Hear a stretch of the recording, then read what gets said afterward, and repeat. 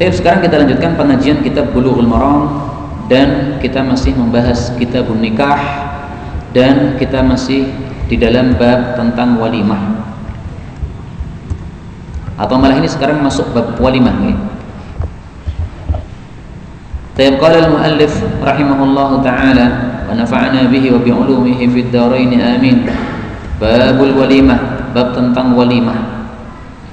Walimah ini diperselisihkan oleh para ulama apa hukumnya, diperselisihkan juga kapan waktunya, diperselisihkan juga berapa hari bolehnya. Nanti semuanya akan kita jawab berdasarkan dalil-dalil yang ada.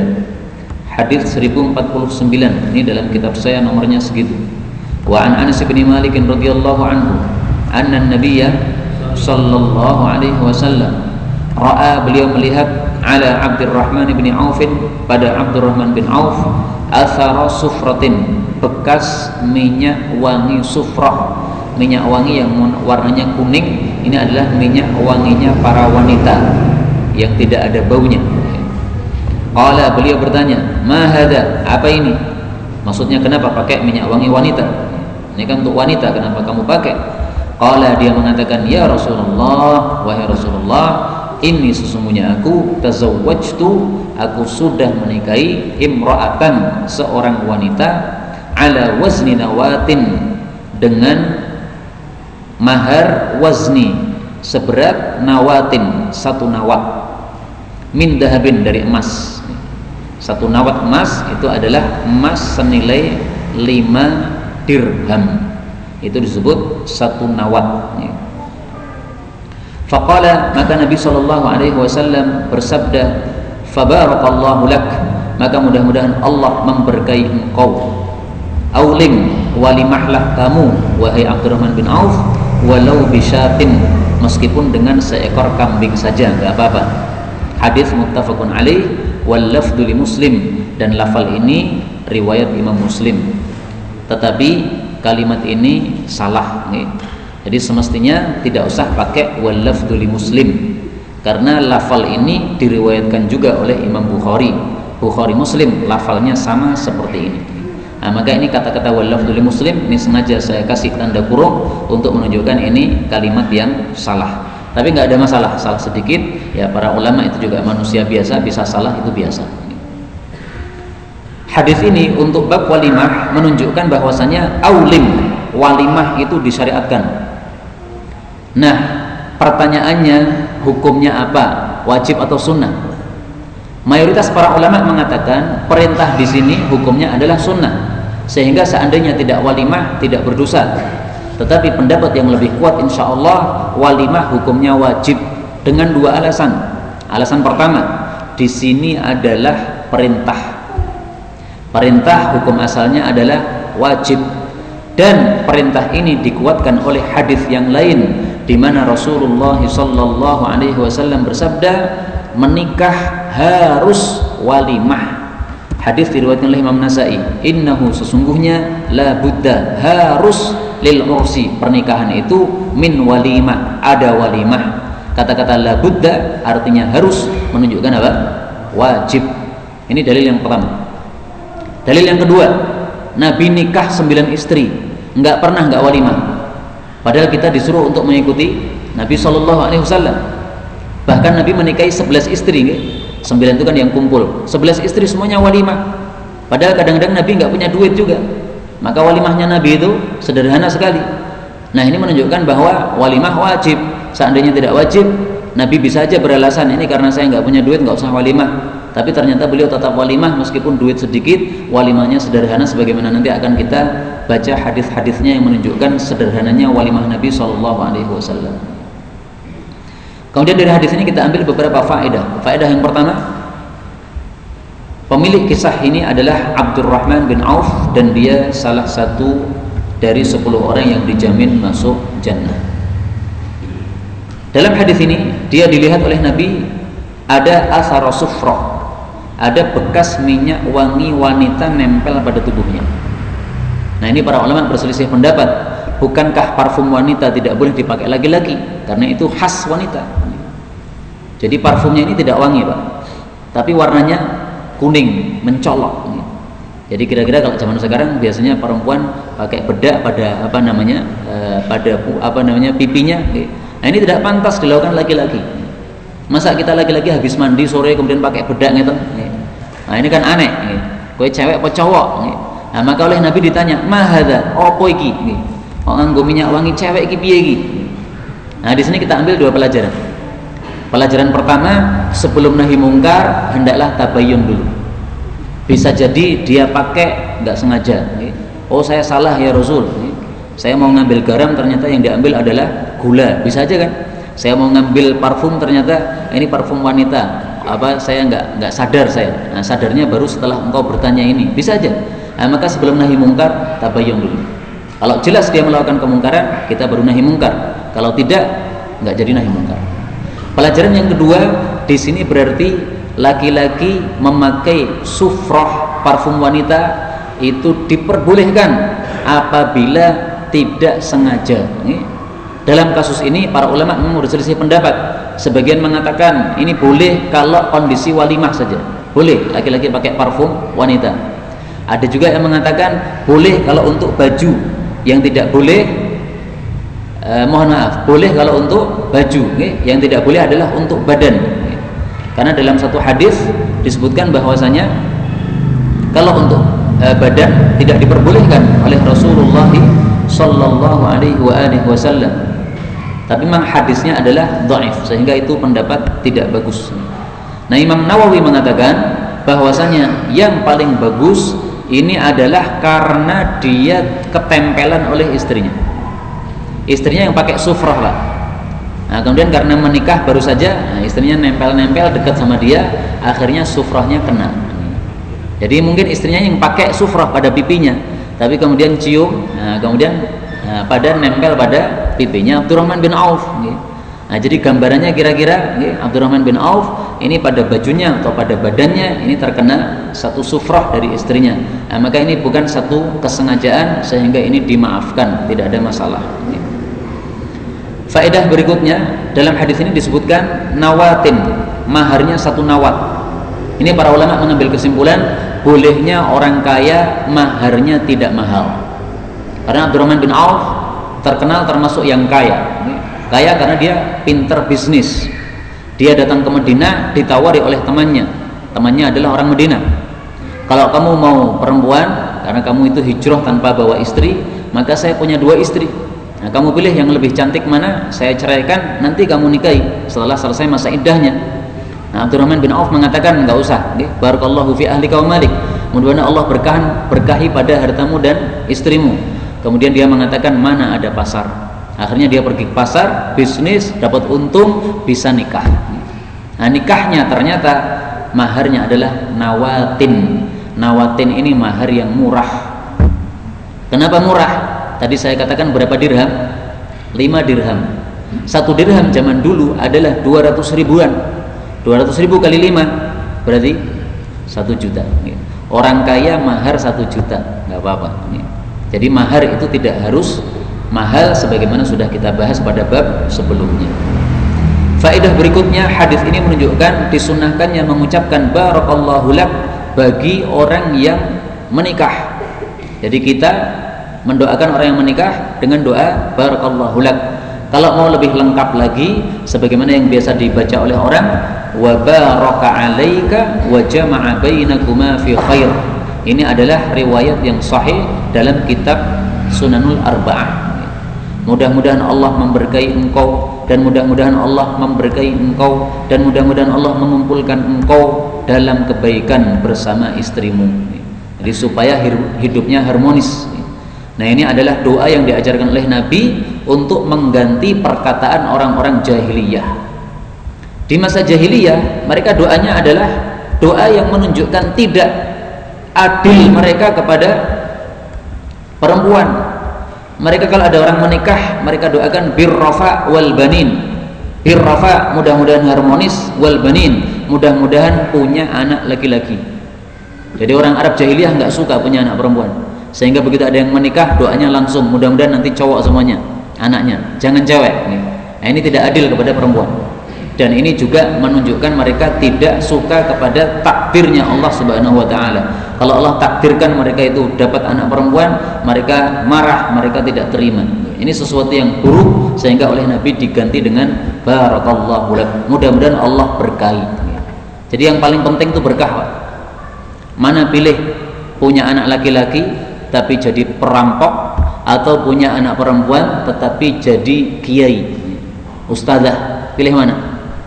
Pilih punya anak laki-laki 10 semuanya mursal, atau punya satu perempuan anak tapi nilainya seperti Aisyah radhiyallahu anha, mengalahkan seluruh wanita yang punya ilmu, ilmunya melengkapi seluruh ilmunya para wanita yang ada zaman dulu. Nah, maka yang penting adalah berkah, bukan laki, bukan perempuan. Laki-laki alhamdulillah, perempuan juga apa? Alhamdulillah. Karena itu ada satu fikihnya Aisyah yang sangat bagus, saya bacakan dari kitab Al-Adabul Mufrad. Bagaimana Aisyah itu kalau bertanya apabila ada orang yang melahirkan anak di antara keluarganya. Kanat Aisyah, adalah Aisyah radhiyallahu anha, idza wulida fihi maulud, kalau ada seorang keluarganya melahirkan anak, la tas'alu, dia tidak pernah bertanya, ghulaman wala jariyah, bayinya cowok atau cewek, enggak bertanya. Taqul, tetapi dia bertanya, khuliqa sawiyan, apakah diciptakan secara sempurna, tidak cacat? Fa idza qila na'am, kalau dijawab iya, qalat, maka dia mengatakan alhamdulillahi rabbil alamin. Jadi ucapannya cuma dua. Bagaimana? Sempurna enggak? Sempurna enggak, cacat? Ini kalimat pertama. Kalimat kedua, alhamdulillahi rabbil alamin. Udah selesai. Enggak perlu tahu ini cowok atau cewek. Boleh bertanya cowok atau cewek, tapi setelah pertanyaan pertama ini yang lebih penting. Cowok cewek enggak begitu penting, yang paling penting adalah dibarokai oleh Allah Subhanahu wa taala. Kita lanjutkan hadis berikutnya 1050. Wa an Ibnu Umar radhiyallahu anhuma qala qala Rasulullah sallallahu alaihi wasallam, idza apabila du'iya, diundang, ahadukum, salah satu kalian, ilal walimah, kepada walimah, falyatiha, maka hendaklah dia mendatangi walimah itu. Muttafaqun alaih. Dan di dalam riwayat Imam Muslim, idza apabila da'a, mengundang, ahadukum, salah satu kalian, akhahu, saudaranya, yaitu sesama muslim, falyujib, maka hendaklah dia mengijabai. Berarti kalau yang undang kafir enggak wajib dijabai. Ursan kana, baik itu adalah pernikahan, au nahwahu, atau semisalnya. Jadi undangan walimah nikah atau walimah kataman kitab atau walimah apapun, hendaklah engkau datang.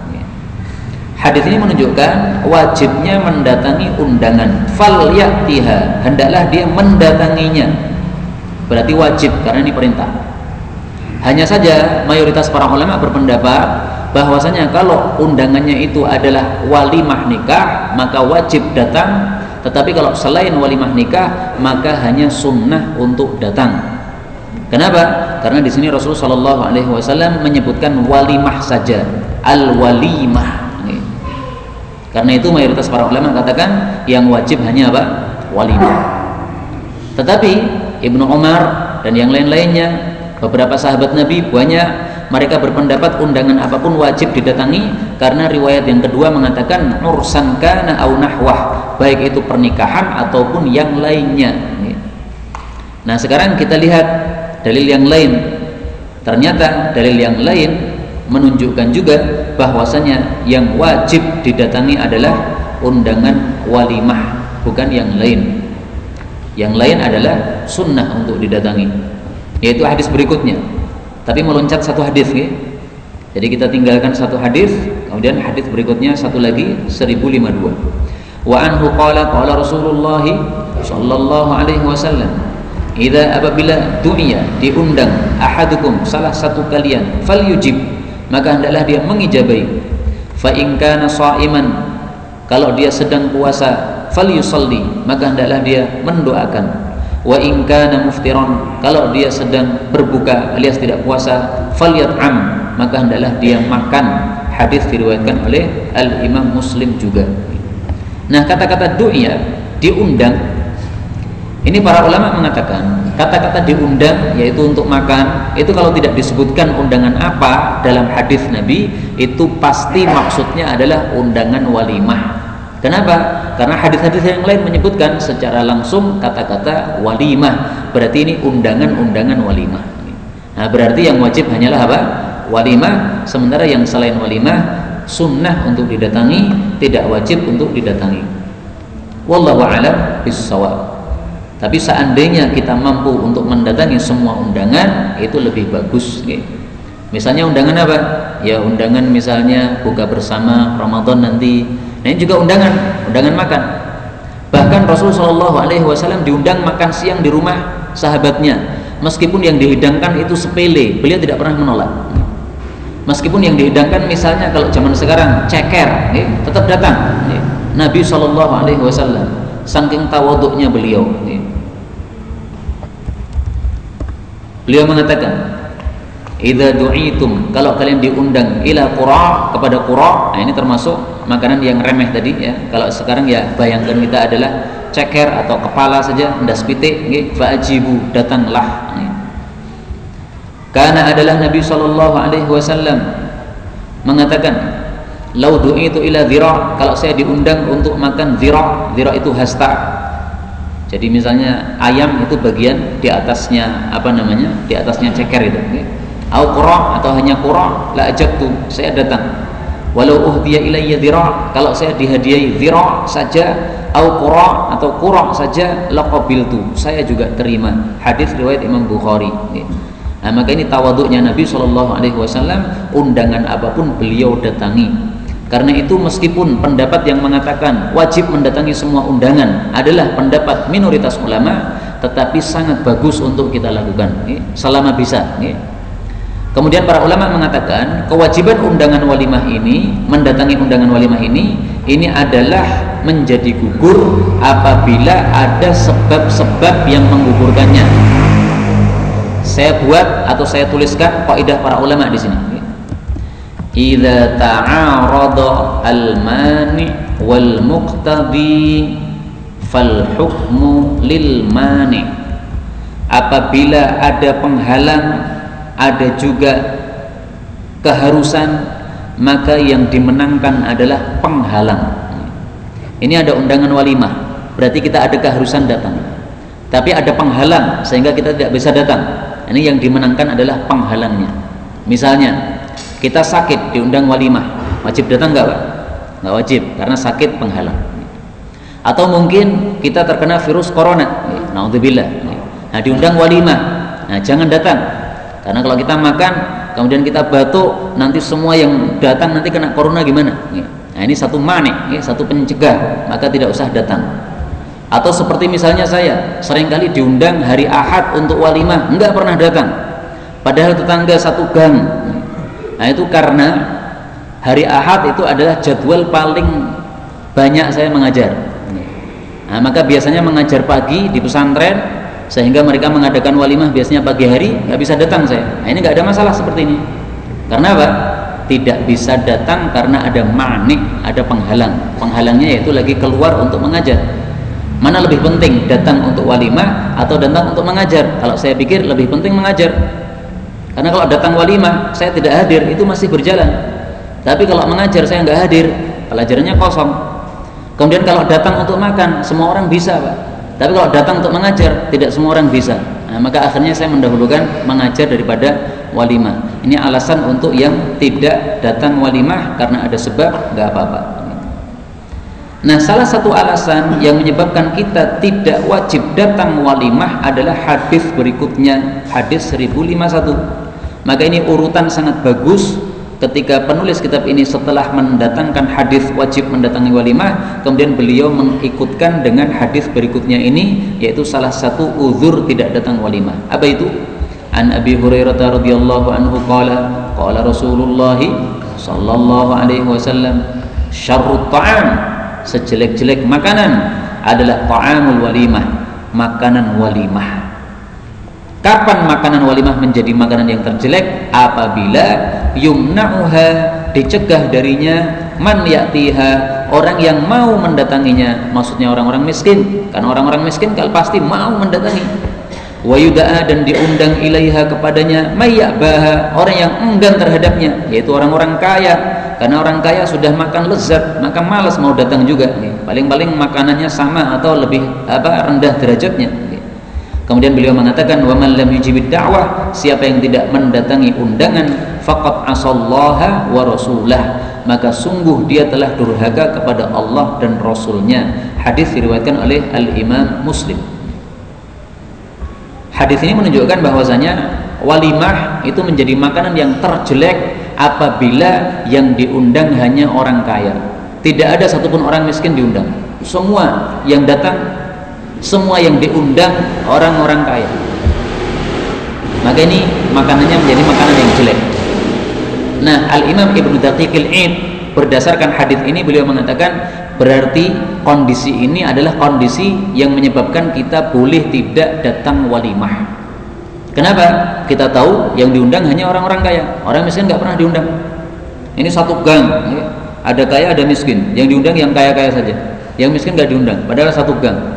Nah, kalau kita tahu seperti itu, maka nggak usah datang. Ini menurut Ibnu Daqiqil Id adalah satu alasan.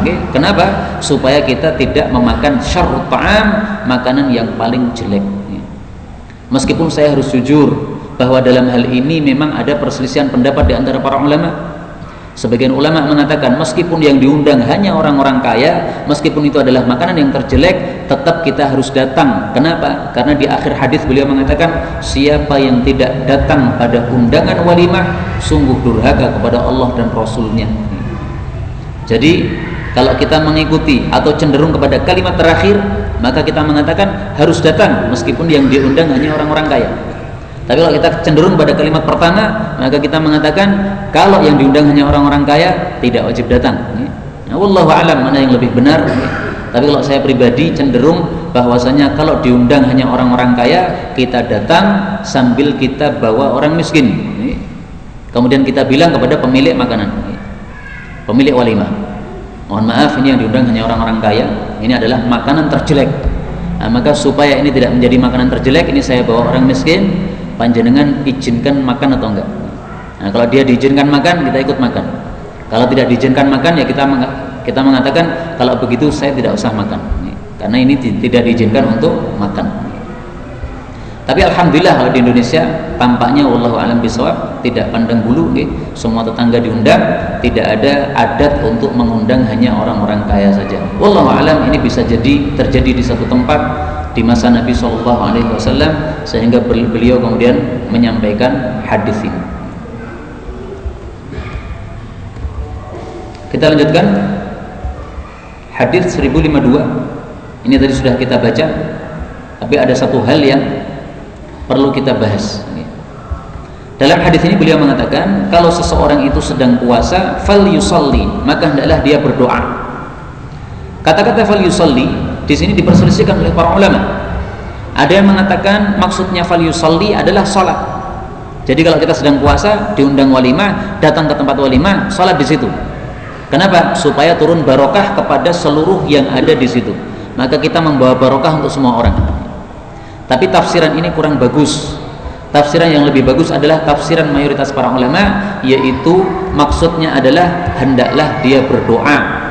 Karena dalam hadis yang lain riwayat Imam Tabarani, Rasul mengatakan, fa in kana shaiman, kalau sedang puasa, falyad'u bil barakah, maka hendaklah dia mendoakan keberkahan. Nah, maka ini menafsirkan kata-kata fal yusalli. Jangan lupa perkataan Imam Ahmad. Beliau mengatakan al hadis yufassiru ba'duhu ba'dan. Hadis itu satu sama lain saling menafsirkan. Nah, maka kalau di sini dalam riwayat Imam Muslim dikatakan fal yusalli, kemudian dalam riwayat Tabarani dikatakan fal yad'u bil barakah, maka berarti mendoakan barokah. Itu maksud dari kata-kata fal yusalli. Memang dalam bahasa Arab doa itu disebut salat. Nah, maka fal yusalli hendaklah salat, artinya hendaklah berdoa. Bagaimana doanya? Doa keberkahan. Barakallahu lak wa baraka alaik wa jama'a bainakuma fi khair. Kemudian pembahasan kedua dalam hadis ini, fal yat'am. Kalau dia tidak puasa, hendaklah makan. Apa hukum makan ini? Apakah kalau ada hidangan walimah, kita wajib makan meskipun kita tidak suka. Misalnya saya diundang walimah, saya lihat hidangannya telur sama ayam, padahal kalau saya makan telur atau ayam gatelan saya. Apakah saya wajib makan meskipun nanti gatelan? Nggak apa-apa. Wajib makan, gatelan nggak apa-apa, nanti beli obat. Apakah harus begitu? Nah, ini pendapat pertama mengatakan wajib makan berdasarkan hadis ini. Fal yat'am, hendaklah dia makan. Berarti kalau tidak makan berdosa. Tapi pendapat kedua lebih baik, bahwa makan ini tidak wajib berdasarkan hadis berikutnya 1053. Walahu, dan bagi Imam Muslim min hadis Jabir, dari hadisnya Jabir nahwuhu, semisal hadis itu. Wa qala, tapi ada tambahan, fa in syaa, kalau dia mau ta'ima silahkan makan, wa in syaa, kalau dia mau taroka silahkan dia meninggalkan makanan itu. Nah, ini hadis ini sangat jelas menunjukkan bahwa makan tidak wajib dari walimah, yang wajib adalah datangnya. Karena bisa jadi menu tidak cocok untuk kita. Seperti pernah kejadian salah satu saudara kita dari Ambon, dia datang ke Jawa menikah sama orang Jawa, ngadakan walimah, Pak. Tapi hidangannya bukan hidangan Jawa, nggak ada nasi, nggak ada, adanya sagu. Nah, maka semua yang hadir sambil membawa satu piring ini sambil senyum-senyum, ki panganan opo ini. Tapi ada yang makan, ada yang enggak. Nah, saya katakan yang tidak makan tidak berdosa, karena di sini Nabi mengatakan wa insya'a taroka, kalau dia mau silahkan dia meninggalkan. Tapi saya ingin mengajarkan kepada kita semuanya bahwasanya yang paling bagus itu jangan menghidangkan makanan yang kira-kira orang lain tidak mau. Kita pilih aja lah makanan yang biasanya orang-orang suka apa. Misalnya sop, orang-orang suka, ya udah sop aja. Kalau kita suka sesuatu sementara orang-orang banyak nggak suka, jangan kita menghidangkannya. Misalnya kita suka pete, rata-rata orang nggak suka pete, nah jangan hidangkan pete. Atau sebaliknya, rata-rata orang suka pete, kita nggak suka pete, nggak apa-apa hidangkan pete, nggak ada masalah, karena mereka suka, adapun kita nggak suka nanti makan yang lain. Inilah yang dapat kita pelajari pada malam hari ini, karena saya sudah disindir oleh HP ini, sudah azan dia. Wallahu a'lam bishawab, walhamdulillahirabbil alamin.